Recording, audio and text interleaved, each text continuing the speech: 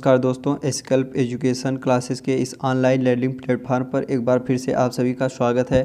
दोस्तों आज जो है 8 अक्टूबर है। 8 अक्टूबर के महत्वपूर्ण प्रश्न जो करंट अफेयर के दृष्टि से अति महत्वपूर्ण हैं, तो उसके सामने उसके साथ जो है हम आपके सामने प्रस्तुत हैं। तो चलिए आज का जो प्रश्न है वो शुरू करते हैं। तो देखिए आपका पहला प्रश्न है, अक्टूबर 2021 में पारदीप पोर्ट ट्रस्ट का अध्यक्ष का पदभार जो है किसने ग्रहण किया।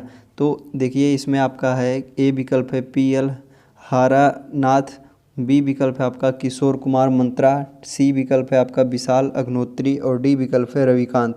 तो इसमें देखिए जो 2021 से अक्टूबर 2021 में पोर्ट ट्रस्ट का अध्यक्ष का पदभार ग्रहण किया है, तो वो जो किए हैं उनका नाम है दोस्तों PL हारानाथ। PL हारानाथ जो है आपका ए विकल्प जो है इसमें वो सही उत्तर है।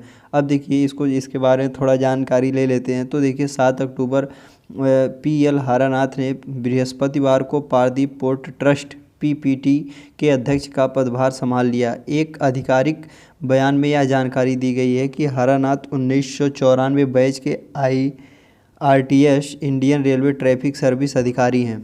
जो आपके हारानाथ PL जी हैं, इन्होंने जो है इंडियन रेलवे ट्रैफिक सर्विस अधिकारी हैं। इन्होंने भारतीय कृषि अनुसंधान संस्थान पूसा नई दिल्ली से जो है MSc और PhD की पढ़ाई की है। अपनी 27 साल की सेवा के दौरान इन्होंने भारतीय रेलवे में 22 साल और 5 साल जो है जहाज रानी मंत्रालय में जो है इन्होंने काम किया है। तो PL हारानाथ। अब इनके हाथ में कौन सी कमान है, तो इनके हाथ में जो है पारदीप पोर्ट ट्रस्ट की कमान जो है। तो ये हुआ। दूसरा प्रश्न है आपका कि अक्टूबर 2021 में गुरु घासीदास राष्ट्रीय उद्यान और तमोर पिंगला वन्यजीव अभ्यारण्य को संयुक्त रूप से टाइगर रिजर्व घोषित कर दिया गया है। यह किस राज्य में स्थित है। जो आपका दूसरा प्रश्न है कि अक्टूबर 2021 में एक आपका गुरु घासीदास राष्ट्रीय उद्यान और दूसरा जो है तामोर पिंगला वन्यजीव अभ्यारण्य को संयुक्त रूप से जो है टाइगर रिजर्व घोषित कर दिया गया है। तो यह किस राज्य में जो है स्थित है। तो देखिए ए विकल्प है आपका मध्य प्रदेश, बी है गुजरात, सी विकल्प है छत्तीसगढ़, डी विकल्प है राजस्थान। तो देखिए जो दोनों को संयुक्त रूप से मिलाकर जो इसको घोषित किया गया वो टाइगर रिजर्व के नाम से घोषित किया गया। और ये कहाँ पर है, तो ये जो आपका पड़ता है आपका छत्तीसगढ़ में। ये जो आपका पड़ता है वो छत्तीसगढ़। सी विकल्प जो है आपका सही उत्तर है। इसको थोड़ा जो है कुछ फ़ोटो के द्वारा देख सकते हैं। ये जो देखिए आपका है ये तामोर पिंगला वन्यजीव अभ्यारण्य है। ये जो आपका चित्र इसमें देख रहे हैं ये आपका तामोर पिंगला वन्यजीव अभ्यारण्य है। उसके बाद ये देखिए आपका जो है घासीदास राष्ट्रीय उद्यान, ये भी इसी में आता है। तो ये जो है आपका गुरु घासीदास राष्ट्रीय उद्यान है। ये देखिए जो आपका दोनों संयुक्त रूप से मिलाकर बना है ये आपका है टाइगर रिजर्व। क्या है, टाइगर रिजर्व। जो दोनों को मिलाकर तामोर पिंगला वन्यजीव अभ्यारण्य और जो है घासीदास राष्ट्रीय उद्यान दोनों को मिलाकर जो है आपका संयुक्त रूप से जो बना है उसे जो है टाइगर रिजर्व कहा गया है। उसका नाम जो रखा गया है वो टाइगर रिजर्व रखा गया है। प्रश्न में देख लीजिए पिंगला वन्यजीव अभ्यारण्य को और तामोर पिंगला वन्यजीव अभ्यारण्य और घासी राष्ट्रीय उद्यान दोनों को संयुक्त रूप से जो है टाइगर रिजर्व घोषित कर दिया गया है। तो ये हुआ आपका पिंगला वन्यजीव अभ्यारण्य और जो है घासी राष्ट्रीय उद्यान टाइगर दोनों को मिलाकर जो है टाइगर रिजर्व कहा गया है। उसके बाद अगला है आपका कि अक्टूबर 2021 में 5 उच्च न्यायालयों में कितने न्यायाधीश की नियुक्ति की गई। अक्टूबर 2021 में 5 उच्च न्यायालयों में कितने न्यायाधीश की नियुक्ति की गई है। तो आपका ए विकल्प है 5, बी विकल्प है 9, सी विकल्प है 7 और डी विकल्प है 10। तो इसमें देखिए जो है इसमें देखिए आपका जो अक्टूबर 2021 में जो है 5 न्यायालयों में कितने न्यायाधीशों की नियुक्ति की गई है, तो 9 न्यायाधीशों की नियुक्ति की गई है। बी विकल्प आपका जो है वो सही उत्तर है।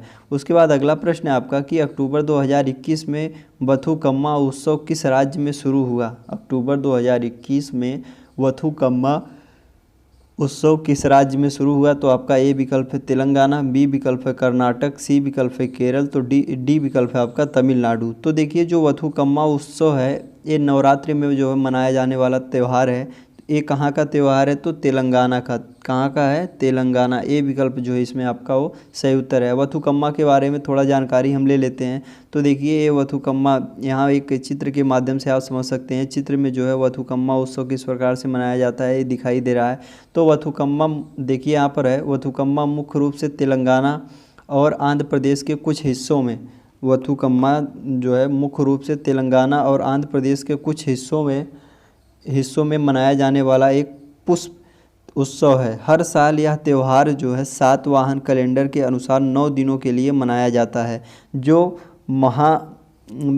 महालय अमावस्या, जिसे महालय अमावस्या या प्रीत अमावस्या के रूप में भी जाना जाता है। इसे दुर्गा अष्टमी आमतौर पर ग्रेगोरियन कैलेंडर के सितंबर अक्टूबर में मनाया जाता है। मतलब जब जो है नवरात्रि शुरू होती है तो 9 दिनों तक यह भी त्यौहार, दुर्गा नवरात्रि के दौरान जो है 9 दिनों तक यह भी त्यौहार मनाया जाता है। ये जो है इससे एक जो महत्वपूर्ण प्रश्न पूछा जाता है सिर्फ वो है आपका कि वथुकम्मा उत्सव जो है ये कहाँ पर मनाया जाता है। तो इसको ध्यान दीजिएगा, वथुकम्मा उत्सव जो है वो तेलंगाना में मनाया जाता है। तेलंगाना का जो है महत्वपूर्ण प्रसिद्ध त्यौहार है। तो ये जो हुआ, और जो है आंध्र प्रदेश के कुछ हिस्सों में मनाया जाने वाला ये त्यौहार है। तो ये हुआ आपका। अगला प्रश्न है आपका कि किसको जो है अक्टूबर 2021 में FIH rising star of the year चुना गया? किसको अक्टूबर 2021 में FIH rising star of the year चुना गया? तो ए विकल्प है आपका उर्मिला देवी, बी विकल्प है शर्मिला देवी, सी विकल्प है विवेक सागर प्रसाद और डी विकल्प है आपका मनप्रीत सिंह। तो इसमें ध्यान दीजिएगा कि 2021 में FIH rising star of the year जो चुना गया है वो विवेक सागर प्रसाद को। किसको? विवेक सागर प्रसाद इसमें जो है आपका सही उत्तर है। उसके बाद अगला प्रश्न है, ये देखिए आपका, इसके बारे में थोड़ी जानकारी ले लीजिए। तो भारतीय हॉकी खिलाड़ी गुरकीत कौर ने सर्वश्रेष्ठ प्रदर्शन महिला खिलाड़ी का अवार्ड जीता, जबकि पुरुष वर्ग में जो है कप्तान हरमनप्रीत सिंह ने बाजी मारी। इसके अलावा सविता पूनिया और PR श्रीजोश ने सर्वश्रेष्ठ गोलकीपर का अवार्ड जीता। वहीं शर्मिला देवी ने महिला वर्ग में, तो विवेक प्रसाद ने पुरुष वर्ग में उभरते हुए खिलाड़ी ने राइजिंग स्टार का अवार्ड जीता। इनके अलावा सोड मारिन ने महिला टीम के श्रेष्ठ कोच और ग्राहम रीड ने पुरुष टीम के श्रेष्ठ कोच का अवार्ड अपने नाम किया। तो ये इसके बारे में जानकारी थी। तो चलिए इसके बाद अगला प्रश्न है कि अक्टूबर 2021 में WHO किस बीमारी की दुनिया की पहली वैक्सीन को मंजूरी दे दी? तो आपका ए विकल्प है देखिए कोविड-19, बी विकल्प है मलेरिया, सी विकल्प है स्वाइन फ्लू, डी विकल्प है एड्स। तो इसमें देखिए जो आपका सही उत्तर है वो आपका है, इसमें जो आपका सही उत्तर है वो आपका है मलेरिया। बी विकल्प जो है आपका वो सही उत्तर है। उसके बाद अगला प्रश्न है आपका कि किस राज्य ने भारत का पहला स्मार्टफोन आधारित ई-वोटिंग समाधान विकसित किया? किस राज्य ने भारत का पहला स्मार्टफोन आधारित ई-वोटिंग समाधान विकसित किया? ए विकल्प है आंध्र प्रदेश, बी विकल्प है दिल्ली, सी विकल्प है तेलंगाना, डी विकल्प है उत्तर प्रदेश। तो देखिए किस राज्य ने भारत का पहला स्मार्टफोन आधारित ई-वोटिंग समाधान विकसित किया है? तो इसमें देखिए जो विकसित किए हैं वो आपका जो देश विकसित किया है वो आपका है तेलंगाना। कौन सा देश है? तो तेलंगाना। सी विकल्प इसमें जो है आपका वो सही उत्तर है। उसके बाद अगला प्रश्न है आपका कि कौन सा देश पहली बार 2023 में अफ्रीकी पैराओलंपिक खेलों की मेज़बानी करेगा? तो ए विकल्प है आपका साउथ अफ्रीका, बी विकल्प है घाना, सी विकल्प है दक्षिण सूडान और डी विकल्प है सोमालिया। तो इसमें जो आपका सही उत्तर है वो आपका है घाना। क्या आपका घाना जो है आपका वो सही उत्तर, बी विकल्प जो है आपका वो सही उत्तर है। अगला प्रश्न है आपका कि किसे अक्टूबर 2021 में चैंपियंस ऑफ चेज अवार्ड मिला? तो ए विकल्प है आपका सरिता सिंह, बी विकल्प है कविता यादव, सी विकल्प है जयललिता कुमारी, डी विकल्प है इनमें से कोई नहीं। तो देखिए जो आपका ये प्रश्न है कि किसे अक्टूबर 2021 में चैंपियंस ऑफ चेज अवार्ड मिला, वो इसमें जो आपका सही उत्तर है वो है आपका सरिता सिंह जो है इसमें आपका ए विकल्प जो है वो सही उत्तर है। सरिता सिंह को 2021 में जो है champions chase of the award जो है मिला है। अगला प्रश्न और आज का अंतिम प्रश्न है कि 7 अक्टूबर 2021 को विश्व कपास दिवस मनाया गया। 2021 की विषय वस्तु क्या है? देखिए जब कोई भी दिवस जैसे इसमें पड़ता है जिसकी स्कीम जो होती है तो उसमें हर साल जो है एक निर्धारित किया जाता है कोई विषय वस्तु जो है जिस पर काम करना होता है। तो उसकी एक जो है विषय वस्तु बनाई जाती है। तो देखिए आपका जो 7 अक्टूबर था, 7 अक्टूबर को विश्व कपास दिवस मनाया जाता है।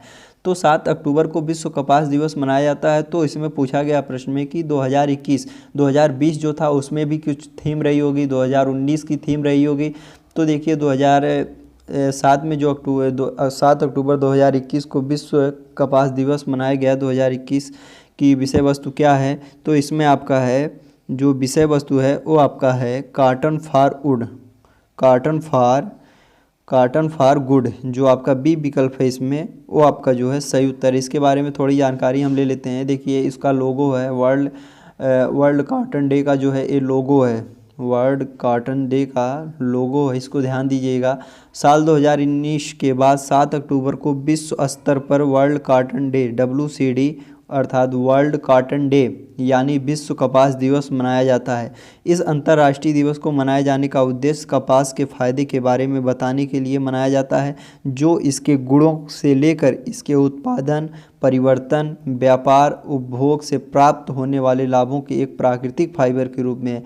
देखिए कॉटन जो होता है इसमें इसका उत्पादन में होता है, परिवर्तन इसमें कई प्रकार के होते हैं। व्यापार की दृष्टि से जो कॉटन होता है बहुत महत्वपूर्ण होता है। उपभोग, आप कॉटन का उपयोग तो जानते ही हैं, हर जगह पर होता है, तो बहुत महत्वपूर्ण चीज़ है वो कपास जो होती है, बहुत महत्वपूर्ण चीज़ जो होती है। तो ध्यान दीजिएगा ये आपका जो है लोगो है, ये इसके बारे में जानकारी है। साल 2019 के बाद से 7 अक्टूबर को विश्व स्तर पर वर्ल्ड कॉटन डे यानी विश्व कपास दिवस WCD, ये देखिए जो है शॉर्टकट भी पूछ सकता है कि WCD का फुल फॉर्म क्या होता है। तो वर्ल्ड कॉटन डे, ध्यान दीजिएगा वर्ल्ड कॉटन डे यानी विश्व कपास दिवस मनाया जाता है।